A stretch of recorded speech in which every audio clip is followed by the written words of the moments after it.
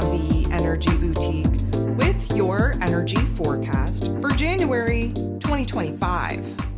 So on January 29th, we have our second last astro event of the month, and it's a pretty big one. We have the new moon popping off in Aquarius energy, taking place at 7:36 a.m. Eastern Standard Time, and it will be popping off at 9 degrees 51 minutes of Aquarius energy. Now, if you haven't listened to the 2025 year ahead overview, I'm going to recommend you do so, and even more than that, if you haven't really taken part in that mini workshop that I put out in order to help you identify where these energies will be popping off for you over the course of the year, I'm going to recommend you do that as well. And the reason why I'm bringing this up is because 9 degrees is going to be a very important degree for a lot of the astro shifts that are coming at us over the next couple of months. They're all taking place at 9 degrees. Now, not just necessarily in Aquarius energy. Specifically, I'm kind of talking about Venus and Mercury, both retrograding at that 9 degree of Aries energy. And of course, we have an eclipse taking place, our last eclipse on that Aries and Libran axis taking place at 9 degrees. And so it is just very interesting when you take a look at where all of these particular astro shifts are taking place and you see a commonality amongst the degree in which these things are taking place. You have to connect the dots. You have to understand that there's something very important taking place here. Not to mention, we're in the year of 9. Right? So 9 degrees, we have all of these different planets, all these different lunar events, all these different retrogrades, all these different eclipses taking place at a 9 degree, really hitting home that 9 vibration that we're very much in. And again, this is a year of wrapping things up, really understanding that again, closure is needed, acceptance is needed, flexibility, adaptability is needed as we wrap up this old world. And again, we're in a dress rehearsal on trying to establish the new. It is going to be, again, a year of cha-cha-chas if you've been paying any kind of attention. But we're kicking things off with this new moon in Aquarius, which again is officially closing the door on the Capricorn cycle that we were manifesting at the end of 2024. Again, we have that beautiful option and opportunity in December where we had 2 new moons in that particular month. And again, giving us the opportunity to start manifesting the goal, the vision, the dream that we want to start building and creating in our lives. We build that bridge to gap us, to bridge us from 2024 to 2025. And again, we've been working with this manifesting cycle. It's been a little bit slow because that's how Capricorn energy usually goes. But here we are.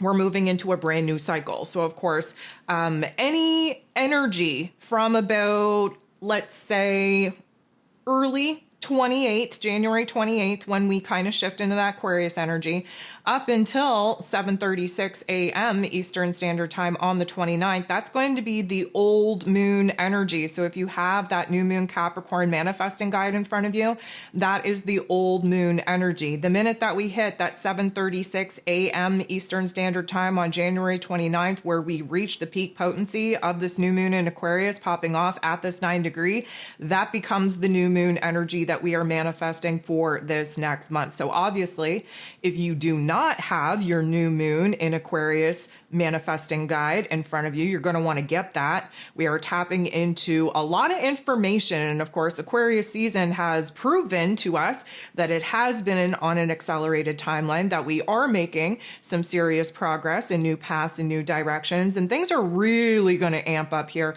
under this new moon in Aquarius. Let's talk about it. First of all, Aquarius energy has 2 rulers. The traditional ruler is Saturn. Again, structure, foundation, limitations, restrictions, maturity, tough love life lessons.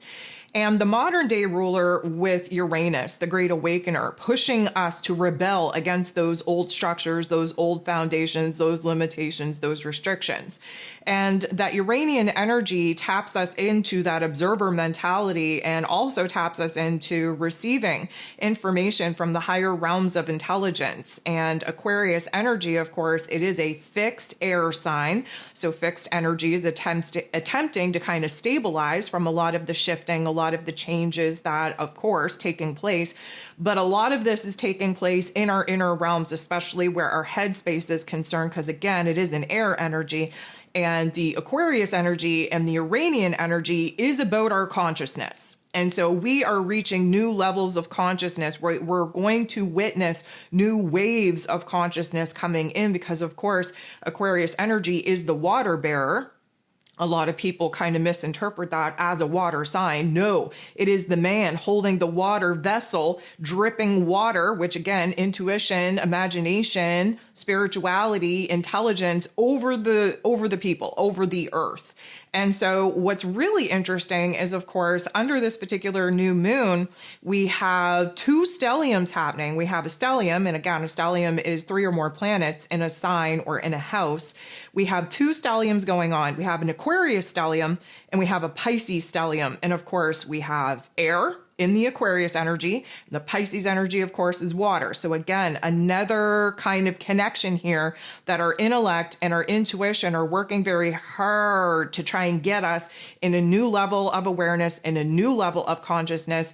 The Aquarius energy has us futuristically focused, again, trying to grasp a goal, a vision, the dream that we want to kind of pursue, that we want to manifest, while the Pisces energy is constantly removing and dissolving the aspects that belong to the old version of self, the old realm and reality that, again, don't have a place in this new vision that we are, again, piecing together in our mind's eye. And so it's even more interesting to kind of look at the elemental energy profile of it all because, again, we have equal air to equal water. And that is an amazing thing because, again, it gives us the ability to be open-minded enough, open-hearted enough to understand that we're receiving this information and details at a very rapid rate, and we're processing it at a very rapid and accelerated rate in our headspace as well. And our emotions are, again, kind of doing their own thing while our headspace is trying to basically construct this new goal, vision, and dream that we want to start actively pursuing. And again, there's a lot of old emotions blocking up the channels, so to speak, thus the Pisces energy, thus trying to do the shadow work, thus trying to put things behind us in order to focus all of our energy and attention on the future, what we want to build, what we want to create. So there is definitely this clash, if you will, of energies going on. We're watching a lot take place on the grander global scale, especially branching off into smaller groups, because of course Aquarius energy is about collectives, but also about like-minded communities. And so we're kind of starting to see all of these little groups of like-minded individuals pop off and kind of solidify their energy and their power in rooting whatever it is that they're believing in or whatever cause they're in. This is a very interesting dynamic because we are very focused on the collective and we are watching the, let's call it, power shift take place in the collective, again, with huge amounts of people fighting back against their governments or fighting back against, misinformation or whatever. You can thank Pluto and Aquarius for that. We're literally watching astrology in real time here. And so there's a lot of advancement taking place. And although you might not understand it fully, although we might not have all the information and details, although we might not see the end goal clearly, there's this rapid progression taking place in our inner realms, really helping us to, again, act as the observer, just merely observe what's going on without an emotional attachment to it. That's where you need to get at. And so this Aquarius energy is, first of all, showing us the old world, showing us where we had restrictions and limitations kind of pushed upon us that we need to kind of break free from in order to do a different thing. And whatever it is that we realized in the Capricorn energy, not just Capricorn season, but in Capricorn energy, and specifically, I'm going to bring up Pluto here, the last 16 years. We were fully immersed in the power structure of that Capricorn energy. This is why we're watching the power structure in societies collapse, fall, and shift. And so, there is this realization that we need to do things in a new way. And this is where the Aquarius energy kind of gifts us with a little bit of brilliance, a little bit of creativity and inspiration here, because we get to think outside of the box. We get to kind of tap into this futuristic vision, aligning, if you will, with what is best for the collective, while also considering what is best for us as an individual. And so there is a lot of shifting, a lot of changing, a lot of exploration and experimenting with new thoughts, new ideas. We are coming up with new methods on doing things instead of doing them the same old way and getting that same old result. We're looking to spice things up. We're looking to innovate. We're looking to have progressive ideas where we can adopt new methods and therefore create different results. And so this is the time to brainstorm, and it's a time to kind of connect with your like-minded community, and it's time to focus on what kind of realm and reality not only you want to build for yourself, but that you want to see the collective, the world, take part in as well. And it's a very interesting time for us to, quote unquote, break free from the old world, break free from that past, and again, anchor more and more into this new version of self and the collective's energy of this new, let's call it Earth, that we're trying to aim towards, and really start seeing some good ideas anchor into reality and some actual tangible progress to be made as well. So there's a lot of positive aspects taking place under this particular moon.